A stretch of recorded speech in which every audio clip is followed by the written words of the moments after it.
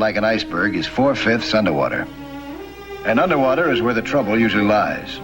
In construction in the first place, and later in repairs as time and the sea take their toll. The day started with the same 2 routine jobs ahead of me. 1, checking the harbor damage. 2, teaching my new assistant about it as we went along.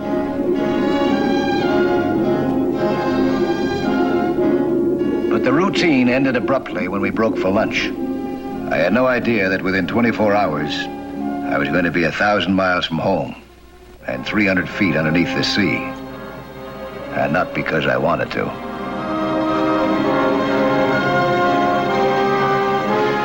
The funny thing about trouble, you can always feel it coming.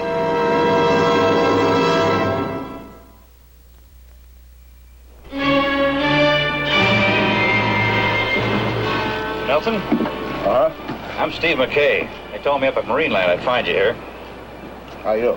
I'm an underwater salvage. This is my partner, Ed Romer. Glad to meet you, Mr. Nelson. Mr. Riker. Mr. Riker? Mr. McKay? Over. Mr. Nelson, we got a business proposition to put up to you. You got a minute? No, I'm sorry. I wouldn't be able to handle another job right now. Oh, this isn't just another job, Mr. Nelson. Just another man won't do. We got to have a man that can dive deep. Without an air hose. We're bucking a strong current, Mr. Nelson. A hard hat diver can't hold bottom. It's got to be a man with a lung on his back. A good man. Our bottom is about 300 feet, maybe a little bit more. Ed here doesn't dive at all. My limit's 150 feet. I'm sorry. We'll pay you $5,000 for 3, maybe 4 days' work at the outside, no matter what we come up with. What are you after? A sure thing. I've been working salvage for 16 years, Mr. Nelson. Everything from hull scraping to dredging, you name it. I'm no Johnny-come-lately. What's your point? My point is that I know underwater salvage like I know the back of my own hand. I know the jobs to take and the jobs to leave alone. I learned the hard way to pass up sunken treasure, pirates' gold. Those pieces of 8 are never there. But this one I don't pass. You mean you're going after gold? Salvage. The safe in the captain's cabin of a ship at the bottom of the sea. The name of the ship is the Santa Felicia. She went down May 28th, 1920, off the coast of La Cruz. It's a little town in Mexico, about halfway down the coast, on the Pacific side. We're going after gold dust, Mr. Nelson. $100,000 worth. Good luck.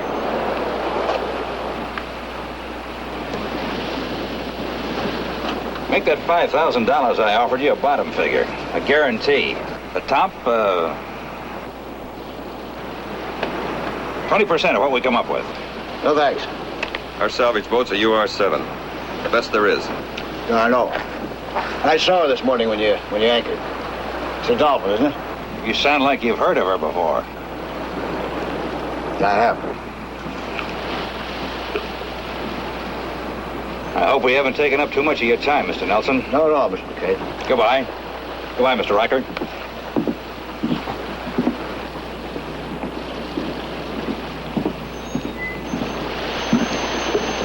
Wow. I don't get it, Mike. Didn't you want that job? No, and for a good reason. A buddy of mine once dove for McKay up in Alaska, and he... I'd rather not talk about it, believe it or not. Of course not. I was just wondering. Hey, how come I got all dressed up? Well, I thought I'd go in town for lunch today. Ready? Nobody else. I'll see you, Mike. Now, you'll be back in an hour. Now, don't get sidetracked. All right.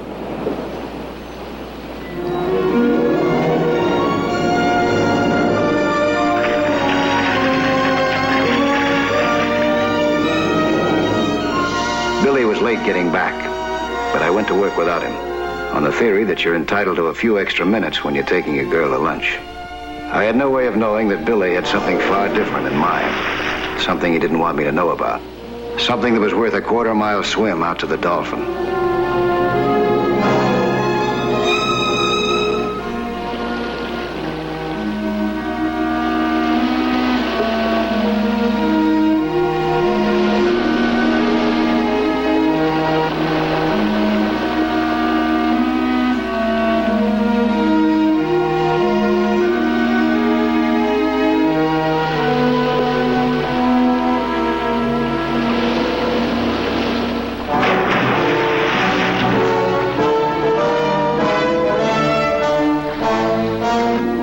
place there, I was to learn several hours later when, after completing the day's work, I came back up to the surface. By this time, I was good and worried about Billy's absence. It wasn't like him to goof off. Mike, Billy took that job you turned down in Mexico. Oh, so that's what he's been up to, huh? Look, they're going now. He talked to them on their boat this afternoon. Then he came to see me. He said you didn't want to take the job. Did he tell you I had a reason? Yes, we argued about it. I said he shouldn't go unless you did. And he said that he was doing it for us, that we'd be able to get married and have our own home with the money that he'd get from the job. Oh, Mike, I'm so afraid for him. Take it easy. Take it easy. We'll do something. What, Mike? Something. La Cruz is a sleepy little fishing town, fringed with palms and lapped by the Pacific. But the crew of the Dolphin wasn't really interested in the town. Well, Billy boy, treasure of the Santa Felicia should only be about a mile away from us now. Well, I'm ready. Why don't we start? Take it easy, Billy. We'll start in the morning. Let's get into La Cruz and get those supplies while the stores are still open.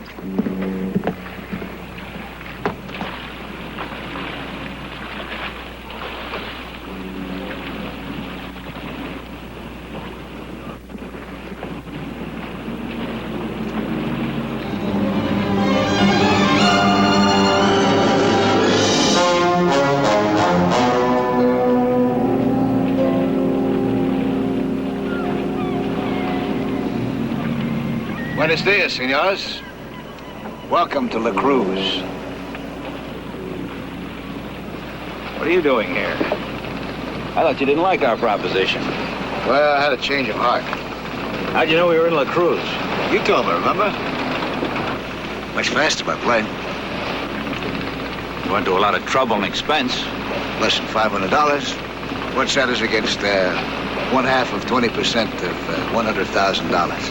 We don't need you. Yes, we do, for insurance. 2 deep divers are better than 1. You don't mind, Billy? Well, of course not. It's great. Mike, I'm sorry I walked out on you the way I did. No notice or anything. I just thought it was a good idea to... No crime in being young and ambitious. Is there, Mr. McKay? No crime at all. Get your gear, Nelson. Oh, wait a second, Mike. I'll give you a hand. Don't say it, Ed. I know what I'm doing. I don't care what Nelson's reasons are for coming down here. Till we get what we're after, we need him. To get what we're after.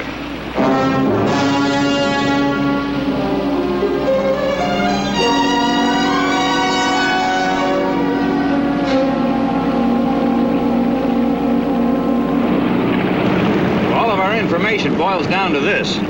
After a month of questioning everyone we could find who actually saw the Santa Felicia go down, we came up with 2 witnesses, each of them pretty reliable, and each of them a good distance apart, who had something definite to say about where the boat sank. Now, the lighthouse keeper here at Point A took a bearing at the time, and he said it was almost directly north-northeast. Actually, it was 24 degrees. Now, over here at this Point B, there was a fisherman mending his nets, and he said he saw the ship go down, and it was in a direct line with some rocks off the end of this spit of land. And we shot an azimuth from this point right along this line. It's almost directly northwest. Actually, it's 313 degrees. Now, when we start searching, we'll ride out along this line. We'll have a man here at Point A on a theodolite. That'll be Ed up there. And he'll keep us on this north-northeast course, this 24-degree course. And over here at Point B, we'll have another man on a theodolite. That'll be you, Billy. And he'll be shooting along this 313-degree line. And when we ride into your sights, we'll be at the point of intersection. We put out a marker, boy, we're in business. We start diving. Sounds easy enough. Well, don't let this diagram fool you, Billy. This is only the center of the search area. Well, how far out does the search area extend? To the Santa Felicia.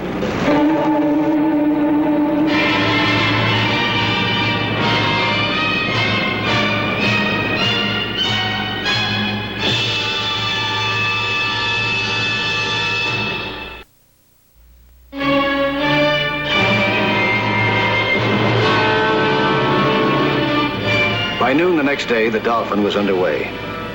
Romer, sighting through the theodolite at the lighthouse, kept us on the 24-degree course laid out by his pal McKay. Meantime, Billy waited in the reef with his theodolite sighted along the 313-degree bearing.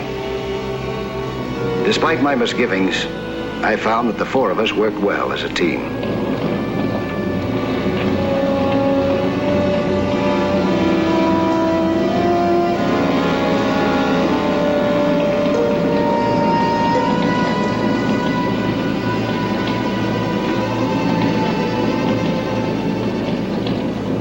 Little port side.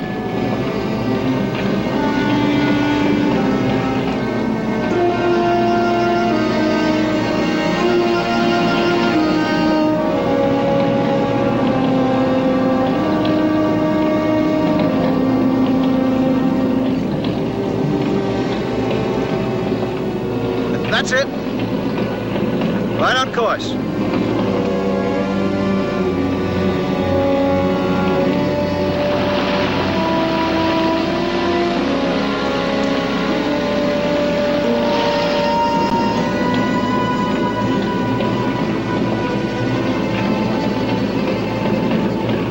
Little starboard.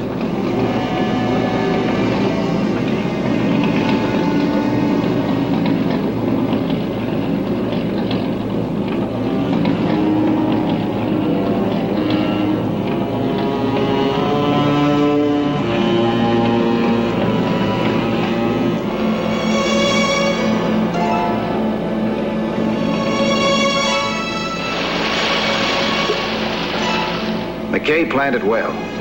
As we came into Billy's sight, I got the signal and dropped the marker buoy. That's it.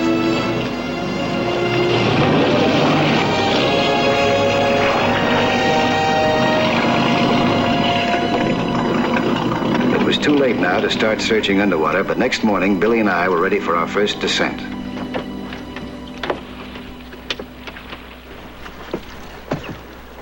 Billy, I told Betty that I was coming down here.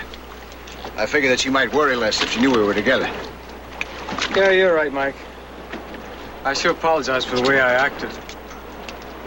I did get you down here, though, didn't I? I think you're gonna thank me for it, too. Well, I hope you're right, Billy. I can always use a little of that gold dust. Oh, I think you're wrong about McKay. They both seem like real nice guys to me. I could be wrong. Listen, let's talk about diving now, huh? We'll get on twice a day, once in the morning and once in the afternoon. And we'll spend 20 minutes on the bottom looking and the remainder of the time to decompress coming up. I'll get down to the bottom in the first dive. And you wait for me at the 150-foot level in case I need any help. I'm taking my spear gun. No telling what you might run into down there. That's a good idea.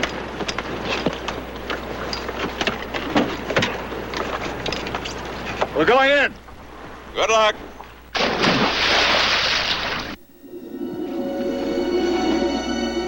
We swam down together and separated as agreed for the search. As I set off, I was still full of doubts, despite what I had told Billy.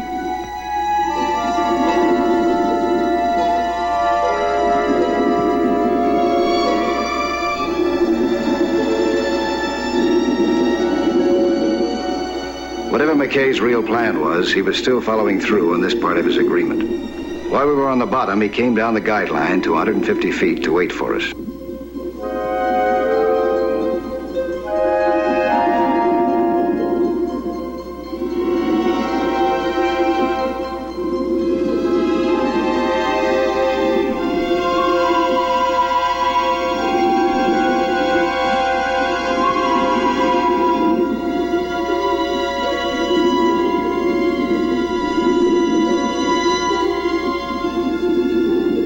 I was the first to get back to McKay and report no luck. Billy was only a few seconds behind me, and his luck was no better than mine. Decompressing slowly, the three of us started back to the surface. Though McKay had been smart enough to warn that our buoy was only the center of the search area, we hadn't made any progress after 2 more dives. All of us were playing it straight. McKay and Roma doing nothing to arouse new suspicion, and I doing nothing to suggest to Billy that this wasn't the happiest of all possible treasure hunts. We continued to follow the same dive and search plan.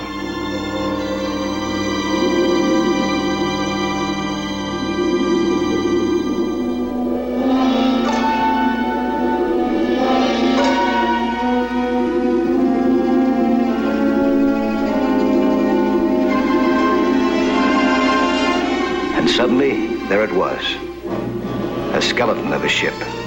A playground for a school of fish.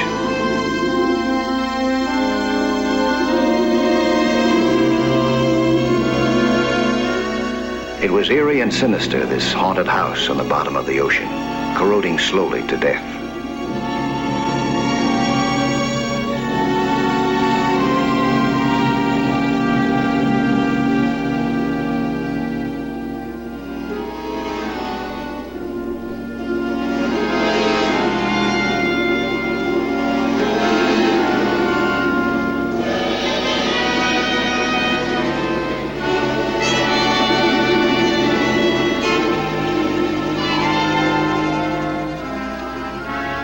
I swam through it to confirm that she was indeed the Santa Felicia.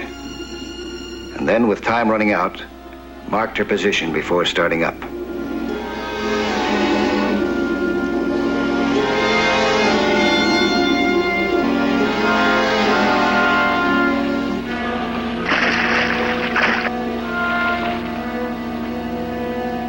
Mac! Marker buoy! So far, everything McKay and Roma had promised had turned out true. Next question, was there a safe in the captain's cabin? And was there a bag of gold dust in the safe?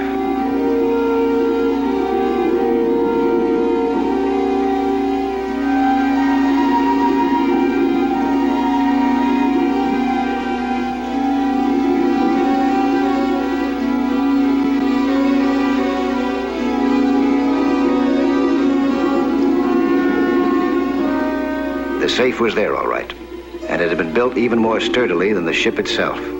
After decades in the bottom of the sea, it still remained firmly locked.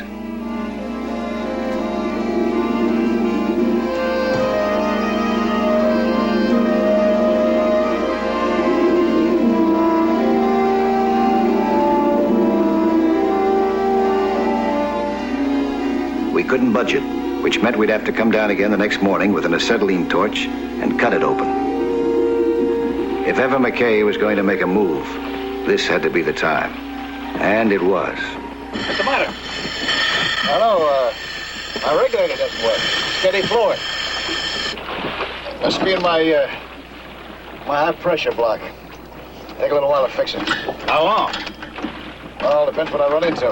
Might be an hour. I don't want to wait that long. I want to get that gold dust. I don't want to send Billy down there alone. Well, my gear's all right. I'll go down with him. Well, what do you say, Billy? Looks like you're elected. And you want me to go down? No, I can make it all right. It shouldn't take you long to cut through. It's probably half rust anyway. I'll meet you at 150 feet. Good enough. Got that torch ready? Sure.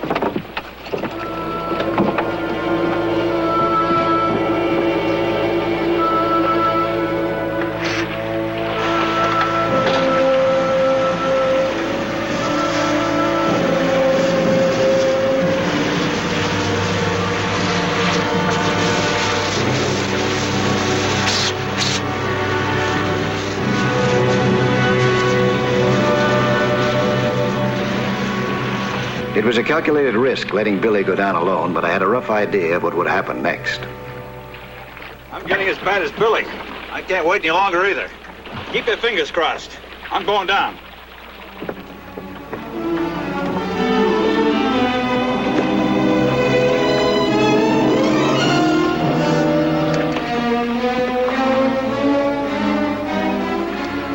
Well, all we have to do now is wait, huh? That's right.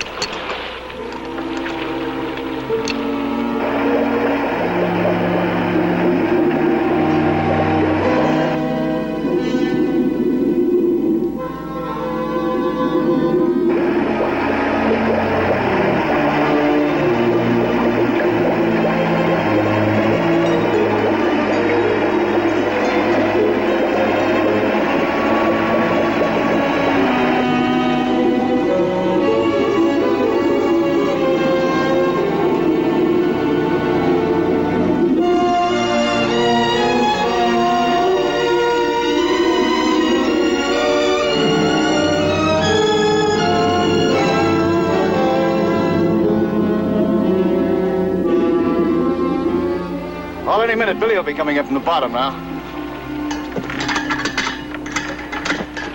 I fixed this regulator. Wasn't as bad as I thought it was. I'm going down. I wouldn't do that. Oh, why not? It's better than staying here and getting shot. Shot? Yeah. That's your plan, isn't it? That's why you fouled up my regulator. You wanted to split us up so that McKay could take care of Billy at the halfway mark. That is, after he collected the gold dust from him. And at the same time, you could take care of me up here on deck. Close? Close. Yeah, it should be. It's the same stunt that you pulled on my friend, Fred Simpson, up in Alaska.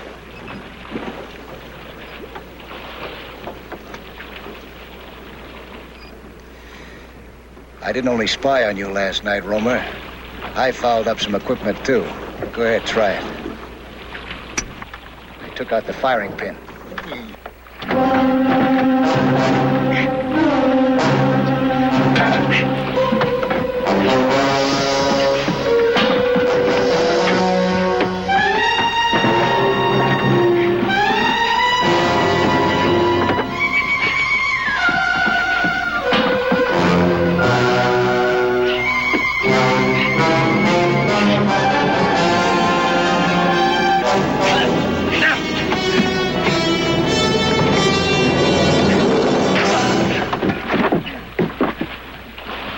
I tied up Romer as quickly as possible, because now I had to get down before Billy reached McKay.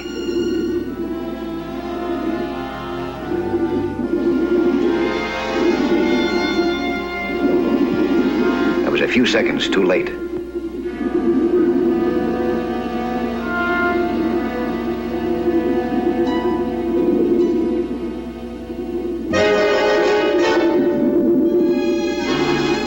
I dived for McKay. He fought like a madman, no holds barred. Everything a weapon, even the bag of gold dust.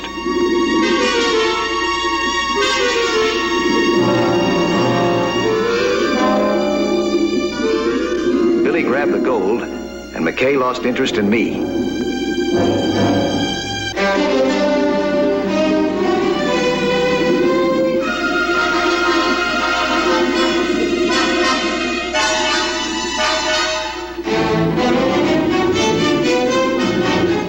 This was the final irony, that the rotting leather of the bag be ripped in the struggle, and grain by grain the gold dust lost forever in the sea.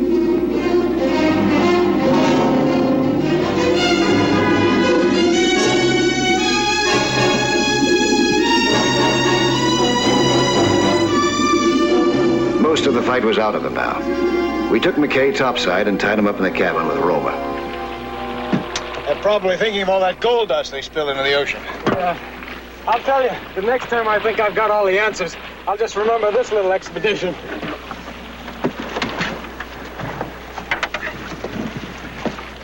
No kidding, Mike. I don't know how I'm going to thank you enough. Forget it. Just, listen to Betty next time, will you?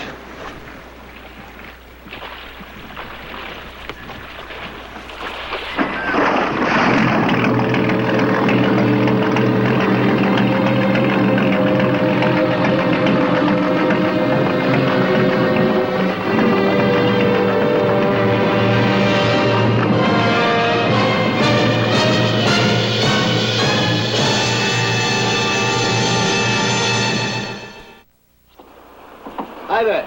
I'm Lloyd Bridges. Skin diving is certainly a lot of fun, and it's full of adventure. See some more of it again next week, huh? When there'll be another excursion into that fabulous underwater world of Sea Hunt.